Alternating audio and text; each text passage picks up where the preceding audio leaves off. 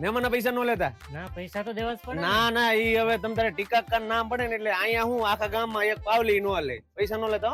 હું વારા ઘડીએ ભાઈ તને એમ જ કે નો લેતો, મહેમાન છે પણ તારે છે ને લઈ જ લેવાના. ઈ ના અમે જાય તો કોઈ પાણી નું ના પૂછતું. 4 ગ્લાસ, 1 કિલ્લી, 2 પંજાબી તડકા, 2 સિંગ પેક કરી રાખજો, હું આવું.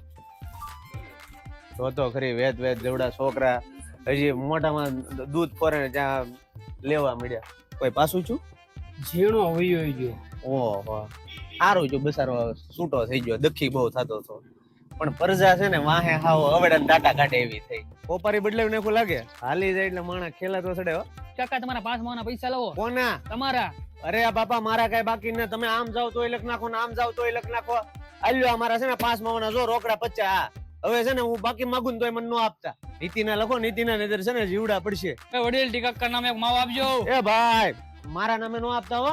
તમારા નામે ખાઓ. અમારે કઈ છે ને કઈ ધના મિલ ના હાલતી. કેમ ટીકા હમણાં દેખાતા નહોતા? કાંઈ નહીં ભાઈ, હમણાં જો ને એક મોટી મેટલ માં પડી ગયો છો.